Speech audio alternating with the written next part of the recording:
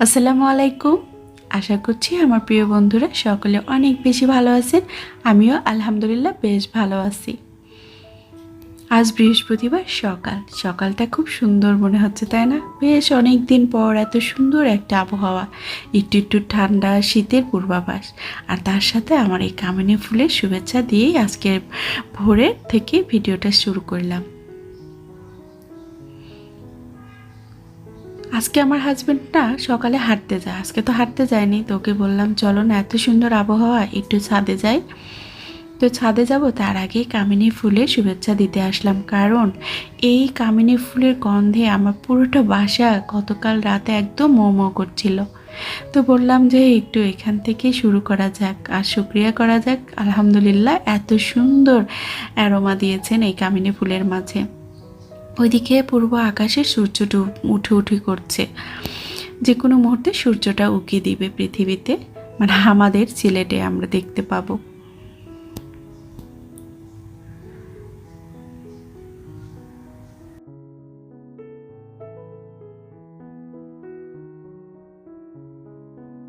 ফুলের rain lily এবার এসেছে, প্রচুর পরিমাণে ফুল ফুটে শেষ হচ্ছে, আবারও দেখেন কতগুলা কুড়ি এসেছে। এবার কিন্তু পাতা কেটে দেয়নি, তাছাড়াই কিন্তু চলে আসছে।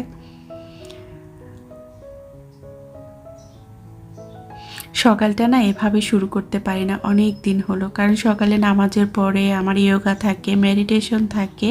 তো এগুলো করতে করতে আমি আবার টিফিনের টাইম হয়ে যায়। টিফিন রেডি করো, ব্রেকফাস্ট রেডি করো, ছেলেকে স্কুলে পাঠাতে হবে, ওর বাবা অফিসে যাবে।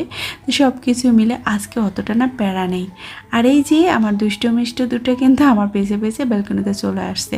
তো তাড়াতাড়ি করে বেলকনিটা লাগিয়ে দিলাম, তা না হলে তো পড়ে যাবে, আর একদমই ছোট। তো চলুন ছাদে চলে যাই। চলে আসছি ছাদে। ছাদটা কত সুন্দর লাগছে, আকাশটা, তাই না? আর এত সুন্দর হাওয়া দিচ্ছিল, বেশ ভালো লাগছিল, শীতের একটা আমেজ আমেজ মনে হচ্ছিল। আর আমার এই গাছগুলো কি সুন্দর হয়েছে মাশাল্লাহ। ওই পাশে থাকার সময় কিন্তু অ্যালোভেরাগুলো লাল হয়ে গিয়েছিল, আর এখানে আসার পরে সবুজ হয়ে গেছে। আর ড্রাগন শুধু ফল আসে, ফলটা থাকে না। আর এদিকে লেবু গাছটা মাশাল্লাহ। তো শীতে নাকি লেবুতে ফুল আসে, এবার দেখি কি হয়। ডালিম গাছও মাশাল্লাহ অনেক সুন্দর হয়েছে, মেহেদি গাছেও অনেক সুন্দর হয়েছে। তো আমি আমার হাজব্যান্ডকে বলছিলাম যে আজকে ব্রেকফাস্টে কিন্তু হাবিবকে যেটা দিব তোমাকেও সেটাই দিব।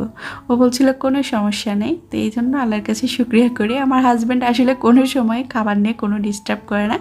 ওকে আমি যখন যেভাবে পারি যেটা করে দেই, ওর পছন্দ হতে পারে বা অনেক সময় অপছন্দ হয়, তারপরেও কিন্তু খুব মজা করে খেয়ে নেয়। এটাই হচ্ছে আমার সবচেয়ে বড় পাওয়া আমার সংসার জীবনে।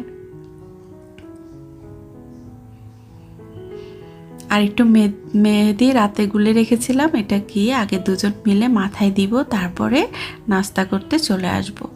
তো অলরেডি মাথায় মেহেদি দিয়ে দিয়েছি, প্যাক দুজনে দিয়ে একসাথে এখন কিন্তু চলে আসলাম ব্রেকফাস্ট রেডি করতে। আর আজকে না খুব সুন্দর একটা ব্রেকফাস্ট রেডি করতে হবে, একদম চটজলদি যেন হয়। তো তার জন্য কয়েক পিস ব্রেড লাগবে। ব্রেডটাকে হালকা পানির মধ্যে চুপিয়ে এই যে ভিজিয়ে নিলাম, নিয়ে এটা হাত দিয়ে একটু মথে নেব।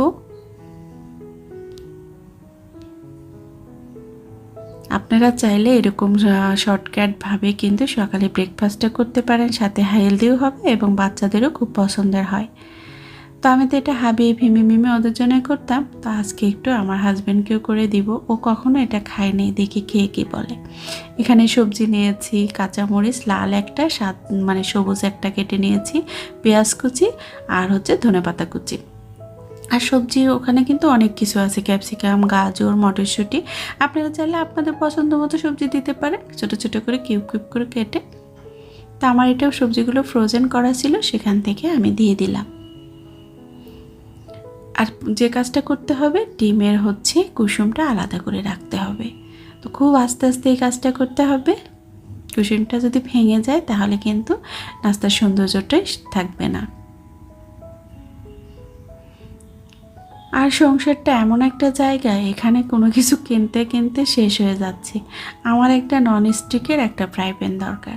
আমার বাসায় অলরেডি দুটো আছে, কিন্তু দুটো ব্যবহার করার মতো না। তো নতুন একটা কিনতে হবে। আমার ননস্টিক কেন জানি কিনতে ইচ্ছে করে না। তারপরেও কিনতে হবে। এই যে এইসব নাস্তা করার জন্য না ননস্টিকের প্যান হলে সবচেয়ে ভালো হয়। তো আমি কিন্তু এই যে সাদা অংশের সাথে এখন সবজিগুলো দিয়ে দিলাম, পরিমাণ মতো লবণ দিব, আর একটু সয়া সস আর টমেটো সস দিব। তো আমার তো সয়া সসও শেষ হয়ে গেছে, টমেটো সসও শেষের দিকে, মানে প্রায় শেষ। কারণ এগুলো তো বাচ্চারা থাকলে প্রতিদিনই লাগে, তো দেখা যায় যে কিনতে কিনতেই কিন্তু শেষ হয়ে যায়, তো ওগুলো আনতে হবে। তো যেটুকু ছিল আমি আমার মতো করে দিয়ে এখন এটা হাতের সাহায্যে ভালো করে মাখিয়ে নিব।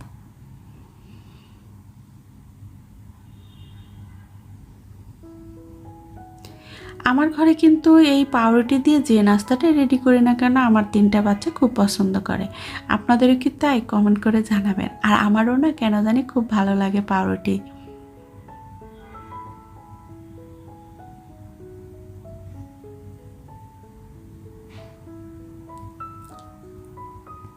তো আলতো হাতে ভালো করে একটু মাখিয়ে নিলাম।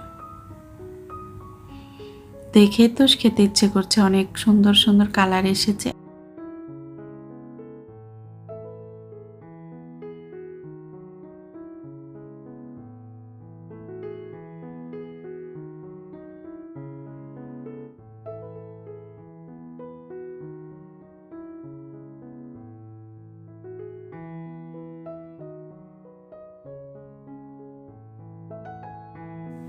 তো কড়াইয়ে বাটার দিয়ে আমি কিন্তু সুন্দর করে যে গোল গোল করে দিয়ে দিলাম, আর তারপরে ডিমের কুসুমটা দিলাম।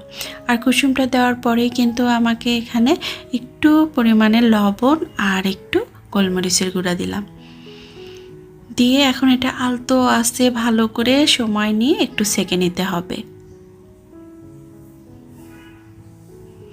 তারপরে আবারও যখন উল্টিয়ে দিয়েছি আবারও একটু বাটার দিয়ে দিলাম।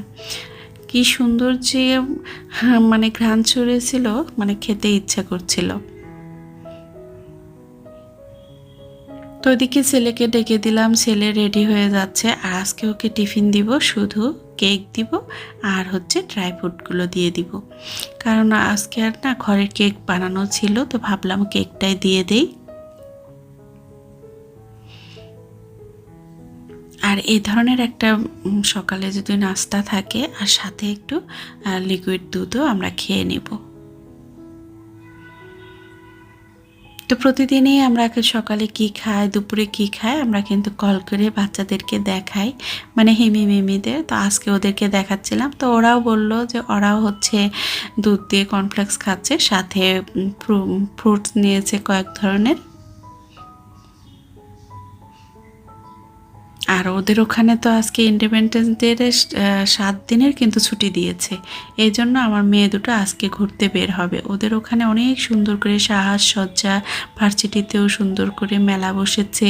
তো সব কিছু বললাম যে সুন্দর করে ঘুরে ভিডিও কল দিয়ে আমাকে একটু দেখিও। তো আজকে ওরা দুপুরে বাইরেই খাবে। তো ওদের সাথে কথা বলে আমরা কিন্তু ব্রেকফাস্ট করে নিয়েছি। আর আজকে না বাসায় কোনো ধরনের ফল নেই, একটু শসা কেটে নিলাম।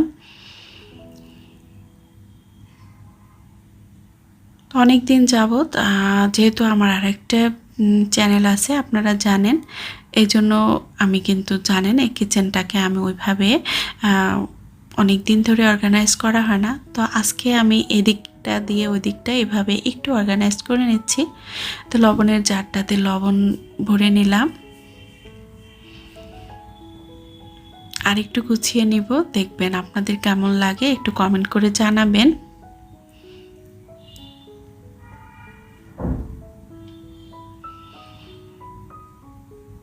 আমার এই ছোট্ট সংসারটাকে আমার যা আছে তা দিয়ে আমি এদিক সেদিক করে একটু সুন্দর করে সাজিয়ে গুছিয়ে পরিষ্কার পরিচ্ছন্ন এবং পরিপাটি রাখার চেষ্টা করি। তো এখানে 2টা জার ছিল, একটা জারের ভিতরে আমি কিন্তু স্পুন হোল্ডার বানিয়ে নিলাম, আর একটা জারের ভিতরে এই যে লবণ যে বাজলো সেটা রেখে দিব। বাড়তি যদি মশলা টশলা প্যাকেট অনেক সময় বেঁচে যায় সেজন্য রাখবো। একটা জারের ভিতরে লবণ রাখলাম, আর সাথে একটা মানি প্লান্ট রেখে দিলাম। কি সুন্দর লাগছে তাই না? আর এটা কিন্তু একটা পিঁড়ির উপরে আমি হচ্ছে মার্বেল স্টিকার লাগিয়ে নিয়েছি, একটু সাদা কালার করে দিয়েছি, বেশ সুন্দর হয়েছে। আর নিচে আছে মশলার জার। আর এইটা হচ্ছে আমার তনুমনুদের খাবার। তো তনুমনুদের খাবারটা রাখার জন্য আমি কিন্তু স্ট্যান্ডটাকেই রেখেছি, কারণ স্ট্যান্ডটা তো এখানে থাকেই, তো স্ট্যান্ডের নিচে রেখে দিয়েছি, দেখতেও ভালো লাগে আর কিচেনটাকে একটু অর্গানাইজড লাগে।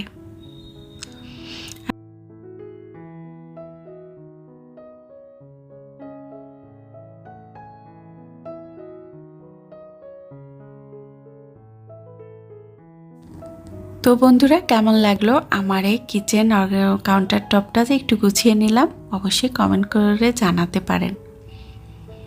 আর আপনাদের কাছে প্রথম যদি আমার চ্যানেলটি ভিজিট করে থাকেন তো অনুরোধ রইল আমার চ্যানেলটি সাবস্ক্রাইব করে রাখার জন্য, আর ছোট্ট একটা লাইক দিয়ে আমাকে হেল্প করার জন্য। আর অলরেডি যদি আপনি এই কাজটি করে দিয়ে থাকেন তো আপনাকে অসংখ্য ধন্যবাদ। তো প্রিয় বন্ধুরা, আমি কিন্তু অলরেডি কিচেনটাকে গুছিয়ে এখন চলে এসেছি ডাইনিং এরিয়ায়। তো ডাইনিং এরিয়া গোছাতে গোছাতে আপনাদের কাছ থেকে আমি বিদায় নিয়ে নিচ্ছি। তো সবাইকে নেক্সট ব্লগ দেখার আমন্ত্রণ জানিয়ে, আর সবাই ভালো থাকুন, সুস্থ থাকুন, পরিবারের সাথে থাকুন, আর পরিবারের সদস্যদের সময় দিন।